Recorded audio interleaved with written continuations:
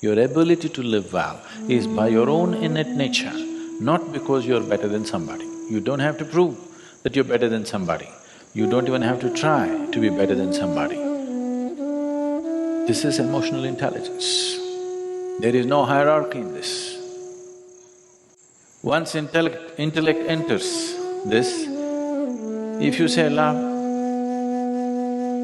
who loves most?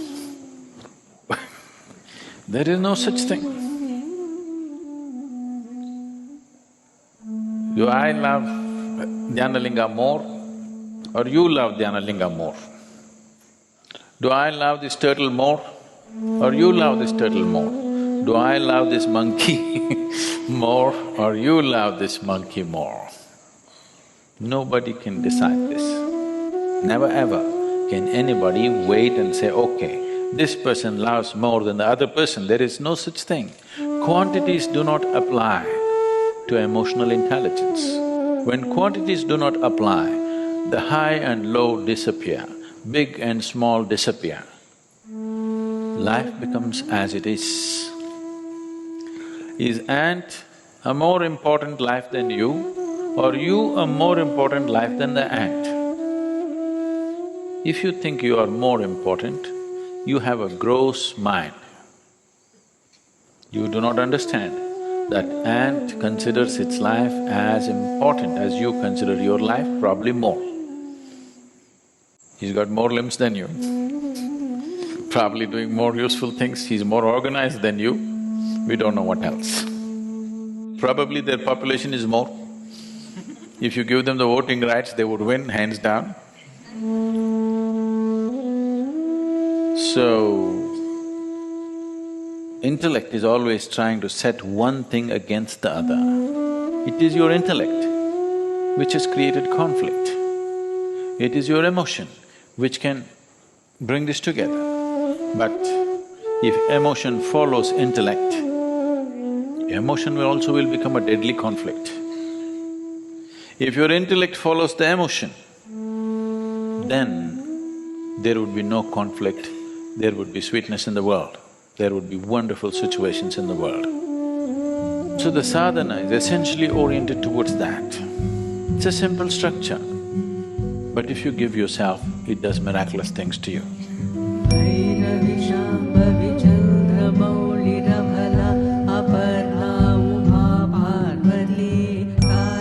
A lot of people cannot understand that something so simple can do something like this to a human being, because they dissect it and see. If I dissect you and see, let us say you are a great singer.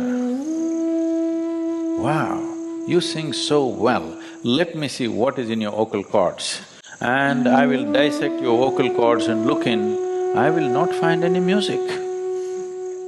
Because that is not the way life works. So dissection will take you to a place where everything will become meaningless. If you apply your intellect to every aspect of your life, you will turn everything into meaningless rubbish. This is what is happening in the life of an intellectual, that everything looks meaningless and rubbish. But if you apply your emotion, everything becomes valuable and beautiful. Every little thing becomes… a blade of grass becomes poetry. Simply a wave of the branch becomes a song. But if you apply your intellect, everything can be reduced to rubbish. Everything becomes no good. If you apply your emotion, everything becomes great. Why most human beings even struggle to know a little bit of peace or joy in their life? Why most human beings are not able to establish this as their quality?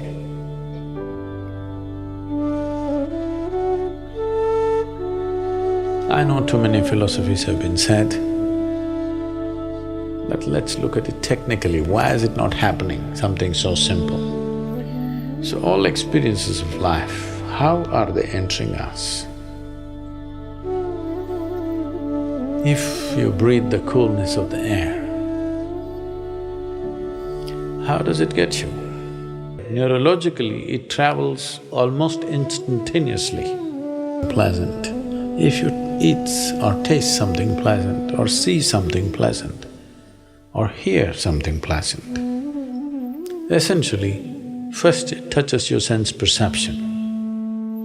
From there, quite instantaneously, the neurological system takes it up to your brain and creates a pleasant experience or an unpleasant experience. This pleasantness of experience or unpleasantness of experience is not entirely in the stimuli from outside. Partly, yes. It also depends on how you are at that moment. You are in a frustrated, disturbed mood. Somebody plays nice music,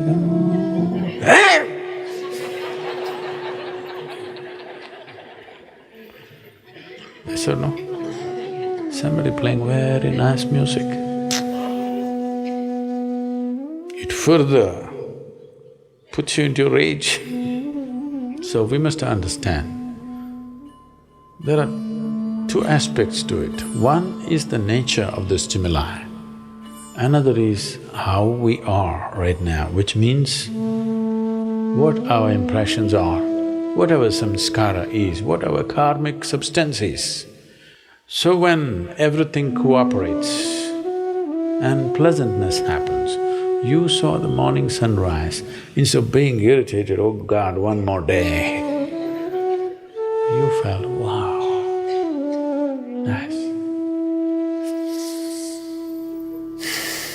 Feeling wonderful. Now that's nice. Because the neurological stimuli, when it touches the sense organ, from there, neurologically, it travels almost instantaneously and does things. But there's another system beyond your neurological system, which is the pranamaya kosha, which is as elaborate, if not more elaborate, than the neurological system. But it moves, I would say, 100 times or more slower than the neurological system. If you hold on to the pleasantness of experience, the neurological pleasantness that's happening because you're seeing the sunrise and you're feeling pleasant, usually, wow.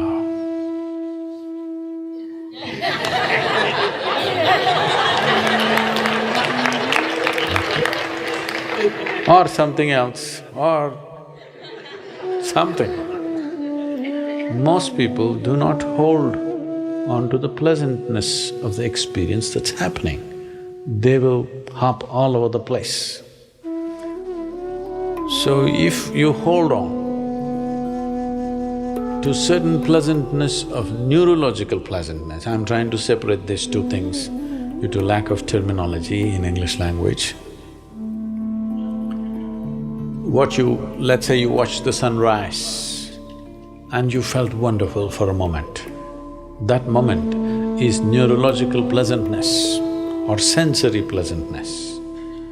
For it to become part of your life energy, you need to hold it. You need to hold on to that experience. You must be able to stay there. Because it's at least 100 times lower, for lack of exact measure, I'm saying at least. So if you're able to hold on to any experience, normally if you can hold on to 24 minutes, any experience of sweetness of experience, even if it's taste, smell, vision, auditory, if you do this to yourself, the pleasantness of the neurological system, once it sinks deeper into the pranic system, then sitting here blissfully, becomes a normal thing. The sensory experiences, if you stay with it, this will become your quality. It's not something you have to do bliss.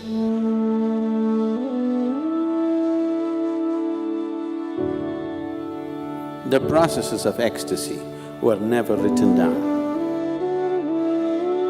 It is only in the presence of a certain being those things happen. The yogis have many ways of doing it.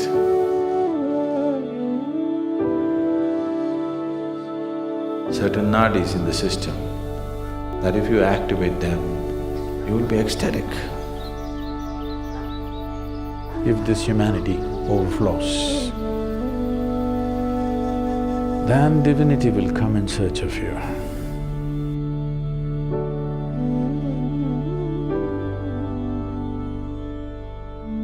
When we say emotional intelligence, today it's being identified in the world.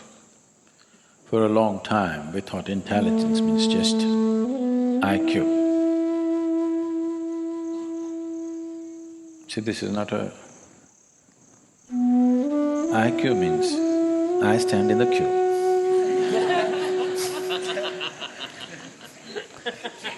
That means always behind somebody. This is the nature of the intellect. Intellect is always trying to imitate and be one-up. Wanting to be better than somebody is also an imitation of somebody, isn't it? Essentially, we are trying to do a little better than the monkeys. That's evolution. Yes. The nature of the intellect is,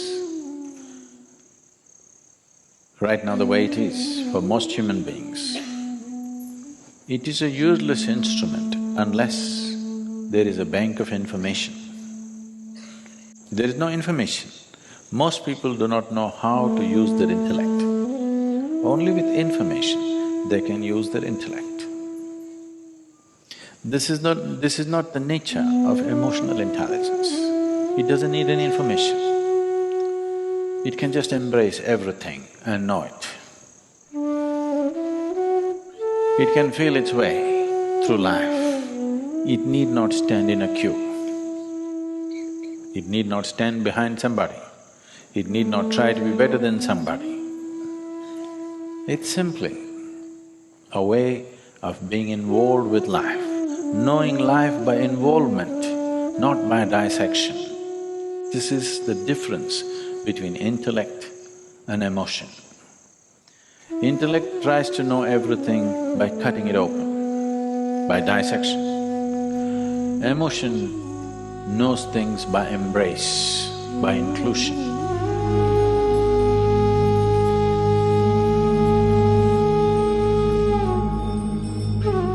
So the sadhana is essentially to heighten your emotional intelligence, because it's so much of an easier way of doing things. If you want to dissect the ultimate, if you want to dissect the divine, that's not a good thing and you won't get anywhere with it. The best way is to embrace.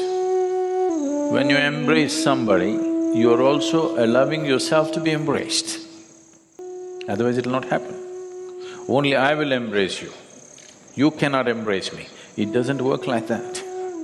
When I embrace, I am also embraced. So this is a way of embracing the divine rather than dissecting the divine. So the sadhana is essentially about this. Devotion means just that. Devotion is not about dissecting the divine, it's about dancing with the divine, becoming one with it. Essentially, to heighten your emotional intelligence so that your ability to live well is not dependent upon being better than somebody.